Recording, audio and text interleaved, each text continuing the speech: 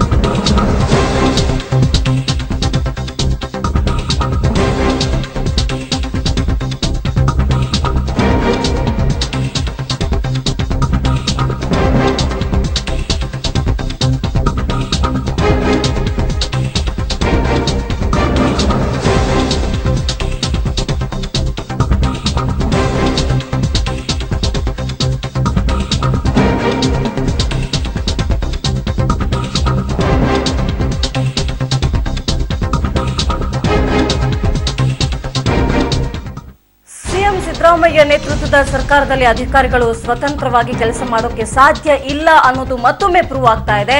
ಜಿಲ್ಲಾಧಿಕಾರಿ ಸ್ವತಂತ್ರವಾಗಿ ಕೆಲಸ ಮಾಡೋಕೆ ಆಗ್ತಾ ಇಲ್ಲ ಅನ್ನುವಂತಹ ಒಂದು ಪರಿಸ್ಥಿತಿ ಉಂಟಾಗಿದೆ. ಇಂತಹ ಸ್ಥಿತಿ ಚಿಕ್ಕಮಗಳೂರಲ್ಲಿ ಇದೀಗ ನಿರ್ಮಾಣ ಆಗಿರುವಂತದ್ದು.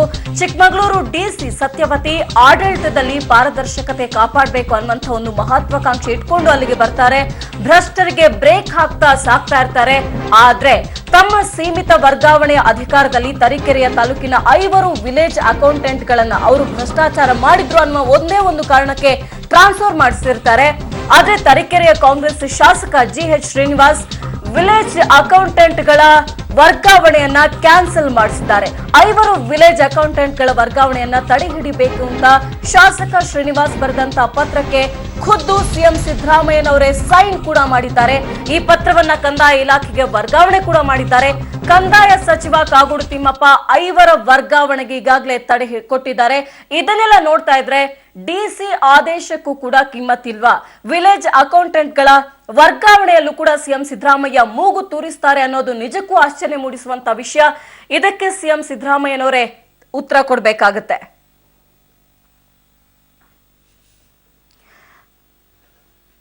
ಬನ್ನಿ ಬಗ್ಗೆ ಮತ್ತಷ್ಟು ಡೀಟೇಲ್ಸ್ ಕೊಡೋದಕ್ಕೆ ನಮ್ಮ ಪ್ರತಿನಿಧಿ ನಾರಾಯಣ್ ಗೌಡ ನನ್ನ ಜೊತೆ ಜಾಯ್ನ್ ಆಗ್ತಾ ಇದ್ರೆ. ನಾರಾಯಣ್ ಗೌಡ, ಒಂದು ಜಿಲ್ಲೆ ಅಂದ್ಮೇಲೆ ಅಲ್ಲಿ ಕೆಲಸ ಮಾಡೋದಕ್ಕೆ ಡಿಸಿಗಳಿಗೆ ಫ್ರೀಡಂ ಕೊಡ್ಬೇಕಪ್ಪ. ಆದ್ರೆ ಇಲ್ಲಿ ಶಾಸಕರೇ ದರ್ಬಾರ್ ಮಾಡ್ತಾರೆ, ಸಿಎಂ ಸಾಹೇಬ್ರೆ ಖುದ್ದು ದರ್ಬಾರ್ ಮಾಡ್ತಾರೆ ಅಂತ ಹೇಳಿದ್ರೆ ಹಾಗಾದ್ರೆ ಡಿಸಿ ಆದೇಶಕ್ಕೂ ಕೂಡ ಕ್ಯಾರೆ ಇಲ್ವಾ ಅಂತ ಹೇಳಿ? ಹೌದು ಕ್ಷಮಾ, ಈ ಪ್ರಕರಣ ನೋಡ್ಕೊಂಡ್ರೆ ನಿಜಕ್ಕೂ ಡಿಸಿ ಅವರು ಒಂದು ನಾಮಕಾವಸ್ಥೆ ಅಧಿಕಾರಿ ಅಷ್ಟೇ ಅನ್ಸುತ್ತೆ.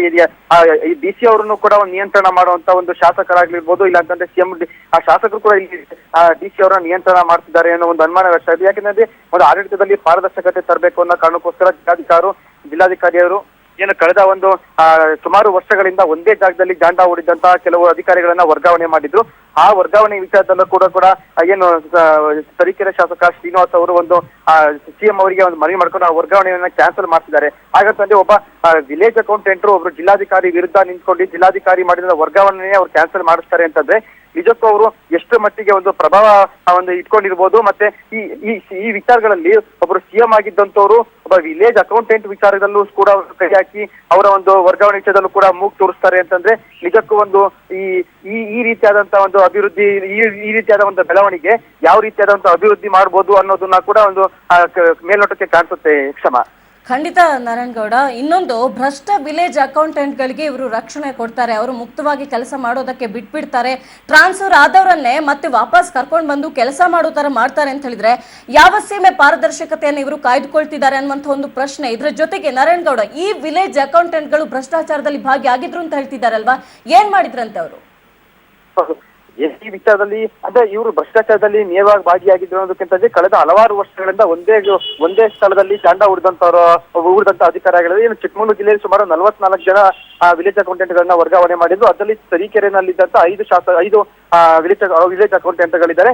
ಆದ್ರೆ ಅವ್ರನ್ನ ಒಂದೇ ಜಾಗದಲ್ಲಿ ಜಾಂಡ ಹೂಡಿದ್ದಾರೆ ಅನ್ನೋ ಕಾರಣಕ್ಕೋಸ್ಕರ ಆಡಳಿತದಲ್ಲಿ ಪಾರದರ್ಶಕತೆ ತರಬೇಕು ಅನ್ನೋ ಕಾರಣಕ್ಕೆ ಜಿಲ್ಲಾಧಿಕಾರಿಗಳು ತಮಗಿರುವಂತ ಒಂದು ವರ್ಗಾವಣೆ ಮಾಡುವಂತ ತಮಗಿರುವಂತಹ ಒಂದು ಸೀಮಿತ ಅಧಿಕಾರನ ಬಳಸ್ಕೊಂಡು ಅವರನ್ನ ಬೇರೆ ಜಾಗಗಳಿಗೆ ವರ್ಗಾವಣೆ ಮಾಡಿದ್ರು.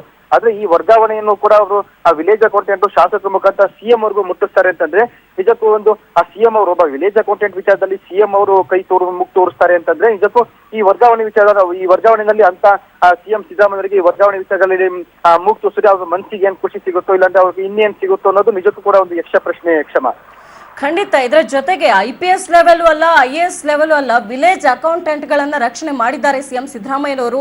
ಅದು ಶಾಸಕರ ಒತ್ತಡಕ್ಕೆ ಮಣಿದು ಅಂತ ಹೇಳಿದ್ರೆ ಮುಂದೆ ಎಲೆಕ್ಷನ್ ಬರ್ತಾ ಇದೆ, ಬಹುಶಃ ಎಲ್ಲಾದ್ರೂ ಇವರು ಕೈ ಕೊಟ್ಟು ಬಿಡ್ತಾರ ಅನ್ನುವಂತ ಒಂದು ಇನ್ಸೆಕ್ಯೂರಿಟಿಯಿಂದಾಗಿ ಹೀಗೆ ಮಾಡಿದ್ರ ಅಂತ ಹೇಳಿ ಆಗಿದ್ರೆ.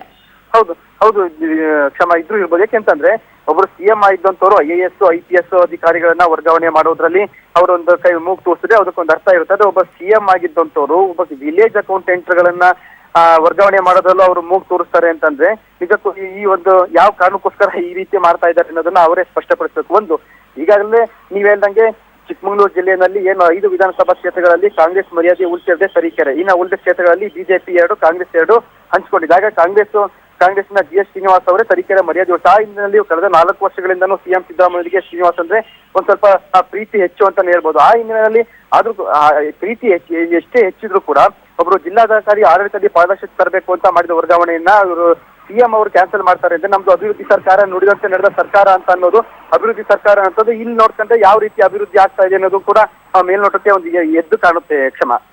ನಾರಾಯಣಗೌಡ ಅವರೇ, ಇದು ಪ್ರೀತಿ ಹೆಚ್ಚು ಅಂತ ಹೇಳಿದ್ರೆ ಇದು ಪರಮಾವಧಿ ಅಂತ ಹೇಳಿ ಅನಿಸ್ತಾ ಇದೆ. ದೊಡ್ಡಪ್ಪ ಚಿಕ್ಕಪ್ಪನ ಮಕ್ಕಳಾದ್ರೆ ಪ್ರೀತಿ ಮಾಡೋದು ಸರಿನಪ್ಪ. ಇದು ತಮ್ಮ ಒಂದು ಪಕ್ಷದ ಶಾಸಕ ಇಲ್ಲಿ ಇದ್ದಾರೆ, ಅವರ ಒತ್ತಡಕ್ಕೆ ಮಣಿದು ಸಿಎಂ ಸಾಹೇಬ್ರು ಈ ರೀತಿ ಮಾಡ್ತಿದ್ದಾರೆ ಅಂತ ಹೇಳಿದ್ರೆ ನಿಜಕ್ಕೂ ನಾಚಿಕೆ ಆಗ್ಬೇಕು ಅಂತ ಹೇಳಿ ಅನಿಸ್ತಾ ಇದೆ. ಯಾಕಂದ್ರೆ ಮೊನ್ನೆ ಪರಪನಾಗ್ರಹಾರ ಜೈಲಲ್ಲಿ ನಡೆದಂತ ಕರ್ಮಕಾಂಡಗಳನ್ನ ರೂಪ ಅವರು ಪ್ರಶ್ನಿಸಿದ್ದಕ್ಕೆ ಅವರನ್ನ ಎತ್ತಂಗಡಿ ಮಾಡಿ ಸಮಜಾಯಿಷಿ ಕೊಟ್ರು. ಇದಕ್ಕೇನು ಆನ್ಸರ್ ಮಾಡ್ತಾರೆ ಹಾಗಿದ್ರೆ ನಮ್ಮ ಸಿಎಂ ಸಾಹೇಬ್ರು ಅಂತ ಹೇಳಿ? ಹೌದು, ಮೊನ್ನೆ ಪರಪನಾಗಾರ ವಿಚಾರದಲ್ಲಿ ಅಲ್ಲಿನ ಜೈಲು ಅಕ್ರಮಗಳನ್ನ ಬಯಲಿಗೆಳೆದಾಗ ಇದೇ ಸಿಎಂ ಅವರು ಇದೇ ಸರ್ಕಾರ ವರ್ಗಾವಣೆ ಮಾಡಿತ್ತು. ಅದೇ ಕೆಲಸವನ್ನ ಜಿಲ್ಲಾಧಿಕಾರಿ ಕೂಡ ಆಡಳಿತದಲ್ಲಿ ಪಾರದರ್ಶಕತೆ ತರಬೇಕು ಅಂತ ಮಾಡಿದಂತ ವರ್ಗಾವಣೆಯನ್ನ ಸಿಎಂ ಅವರು ತಡೆ ಹಿಡಿತಾರೆ. ಅದನ್ನ ಕಂದಾಯ ತಾವೇ ಖುದ್ದು ಆ ಒಂದು ಮನವಿ ಪತ್ರಕ್ಕೆ ತಾವೇ ಖುದ್ದು ಸೈನ್ ಹಾಕಿ ಅದನ್ನ ಕಂದಾಯ ಇಲಾಖೆಗೆ ತಲುಪಿಸ್ತಾರೆ. ಅದಕ್ಕೆ ಈ ಒಂದು ಆದೇಶನ ತಡೆ ಹಿಡಿಯಲಾಗಿದೆ ಅಂತ ಆದೇಶ ಮಾಡಿ ಅದೊಂದು ಕಂದಾಯ ಇಲಾಖೆ ಕಳಿಸ್ತಾರೆ ಅಂತಂದ್ರೆ ನಿಜಕ್ಕೂ ಈ ಯಾವ ಉದ್ದೇಶದ ಮೇಲೆ ಸರ್ಕಾರ ನಡೆಸ್ತಾ ಇದ್ದಾರೆ, ಯಾವ ಉದ್ದೇಶ ಇವರ ಮೂಲ ಉದ್ದೇಶ ಏನು ಅನ್ನೋದು ಕೂಡ ಒಂದು ಕಾಡುತ್ತೆ ಕ್ಷಮ. ಕಾಲಚಕ್ರ ಹೀಗೆ ಇರುವುದಿಲ್ಲ ನಾರಾಯಣಗೌಡ್ರೆ. ಮುಂದೆ ಇವತ್ತು ಸಿಎಂ ಆಗಿದ್ದವರು ನಾಳೆ ಏನಾಗ್ತಾರೆ ಅಂತ ಹೇಳಕ್ಕಾಗಲ್ಲ, ಅಥವಾ ಇವತ್ತು ಅಧಿಕಾರದಲ್ಲಿದ್ದವರು ನಾಳೆ ಇಳಿಲೇಬೇಕಾಗುತ್ತೆ. ಜನ ಇದಕ್ಕೆ ತಕ್ಕ ಪಾಠ ಕಲಿಸ್ತಾರೆ ಅಂತ ಹೇಳಿ ಅನಿಸ್ತಾ ಇದೆ. Let's wait and C.